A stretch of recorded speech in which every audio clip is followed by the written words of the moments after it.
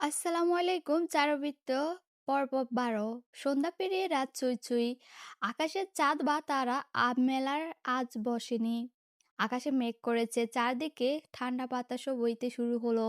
হাঁটতে হাঁটতে অনেকটা দূর এসে পৌঁছালো। চারু তার মায়ের সাথে হাত ধরে হাঁটছিল। হঠাৎ করে চারুর মা রাস্তার পাশে বসে পড়ল। চারু চমকালো, মায়ের কাছে এসে বলল, কি হয়েছে মা? চারুর মা মাথা হাত দিয়ে বলল, ভালো লাগতেছে না, ভালো লাগতেছে না। আর কিছু বলার আগে জ্ঞান হারিয়ে ফেললো। চারুর ভয়ে মাত্রা বাড়লো।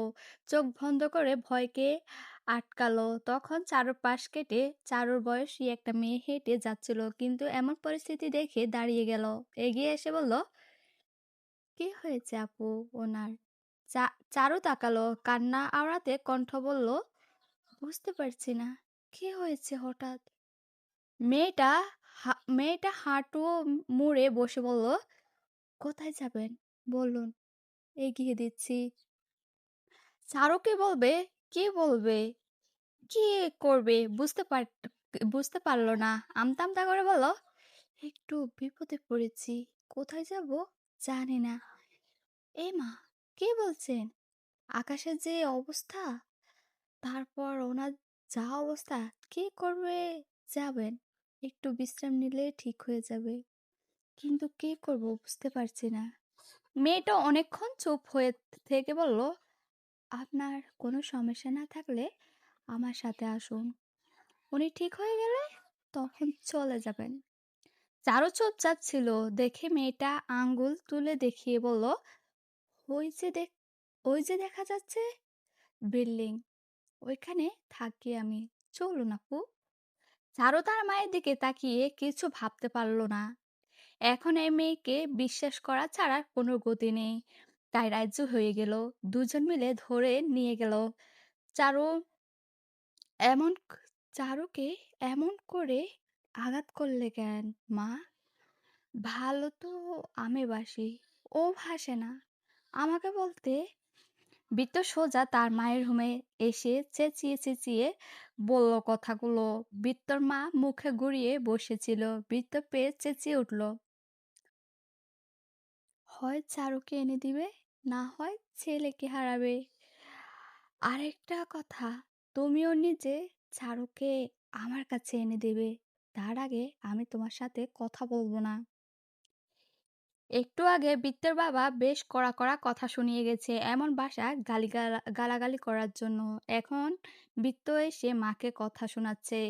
বৃত্ত যেতে বৃত্তের মা চোখ শক্ত করে বৃত্তের যাওয়ার দিকে তাকিয়ে থাকলো। বৃত্ত ঘরে গিয়ে মুখে পানি দিয়ে ফোটা ফোনটা হাতে নিয়ে 4 নম্বরে কল করতে করতে বাড়ি থেকে বেরিয়ে গেল।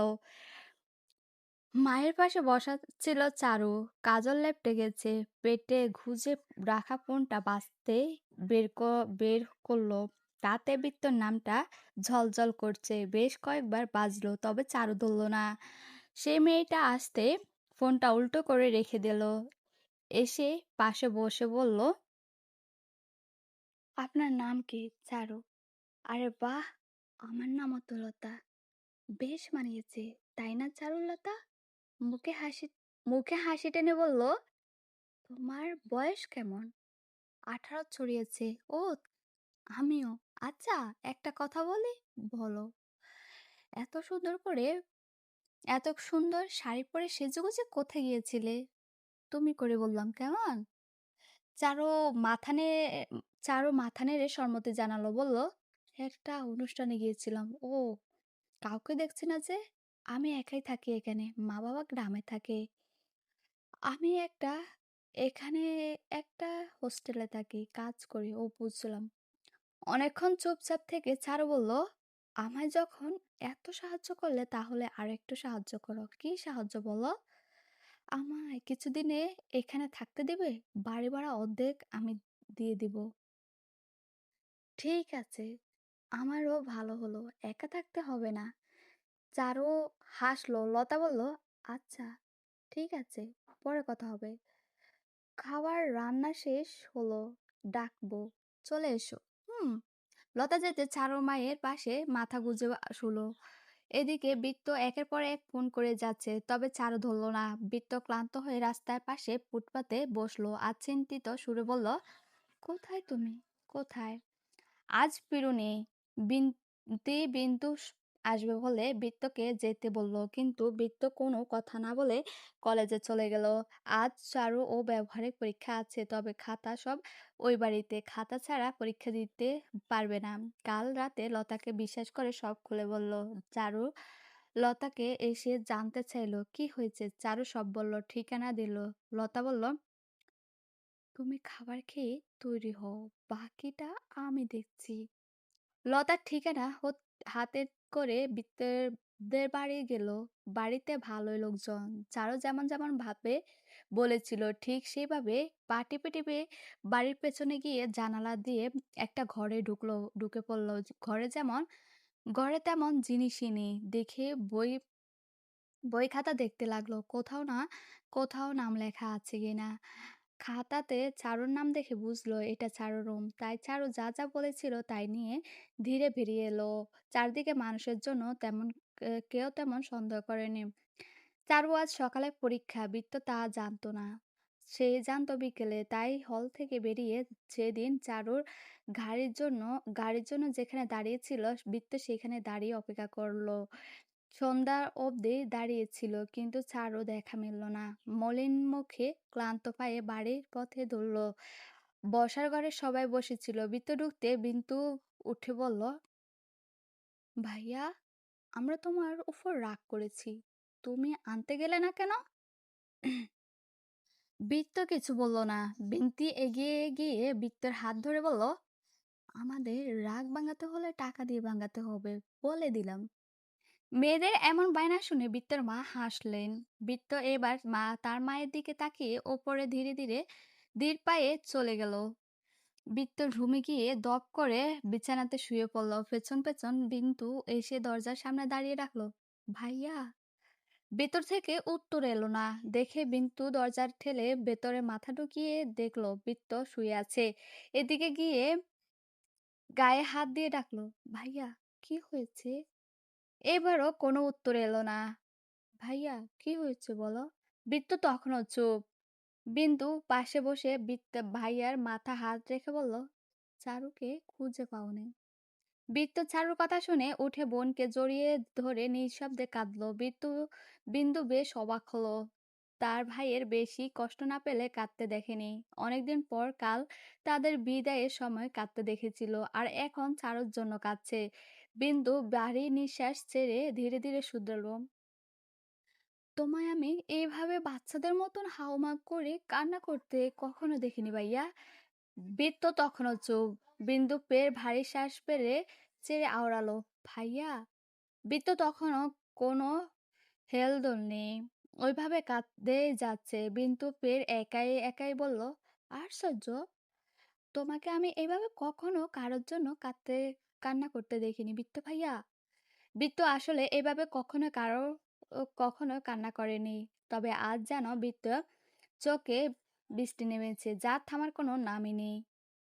কি করবে ভেবেছ কিছু? ভাবছি যে একটা ছোট ফুটপাতের দোকান দিব। ওই সামনে দেখলাম বেশ ভিড় জমেছে বিকাল থেকে রাত অবধি। সকাল দিক ছোট বাচ্চাদের পড়াবো, আর বিকাল থেকে দোকানটা চলাবো মায়ের সাথে।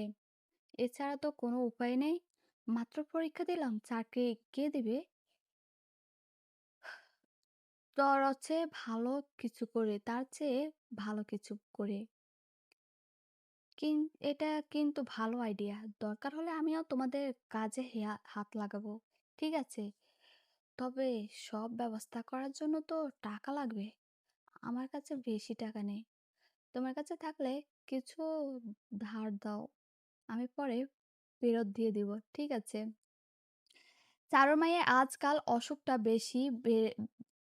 বেশ বেড়ে গেছে। চিকিৎসার জন্য টাকাও দরকার। পার্ট টাইম কিছু না করলে টাকা আসবে না হাতে, এমন অনেক কিছু ভাবছিল। বেলকনির রেলিং ঘেঁষে দাঁড়িয়ে তখন লতা এসে ভাবনার ব্যাঘাত ঘটালো। মেয়েটা বড্ড ভালো, দুদিনে কেমন আপন করে নিয়েছে। তাই সবটা লতার শেষে সাথে শেয়ার করলো। এমন সিদ্ধান্তে লতাও সম্মতি দিল। এভাবে পার হলো বেশ কিছুদিন। বৃত্ত ভারী কারো সাথে কথা বলল না। মায়ের সাথে তো দেখা পর্যন্ত করে না। এখন চারুকে খুঁজে যাচ্ছে। ফোন দিলে ফোনের সময় সবসময় বন্ধ দেখায়। এ কয়েকদিনে বেশ বেহাল দশা হয়েছে বৃত্তর। ঠিকমতো খাওয়া দাওয়াটাও করে না। ওইদিকে চারু বৃত্তের কথা মনে পড়লেও কখনো কারোর কাছে প্রকাশ করে না। নিজের মধ্যে ভালো লাগার চেপে রাখে। একদিন বৃত্ত হাঁটতে হাঁটতে ঘুরতে এদিক ওদিক যাচ্ছিল। চারু সেই পথে ময়লা ফেলার জন্য যেতে দুজনে মুখোমুখি হলো। চমকালো দুজনে। দুজন থেকে বেশ খানিকটা দূরে থামকে দাঁড়িয়েছিল। বৃত্তর চোখে পানি ছলছল করে উঠল। আচমকা অস্থির হয়ে চারুকে দেখে উঠল। চারু, গল্প চলবে।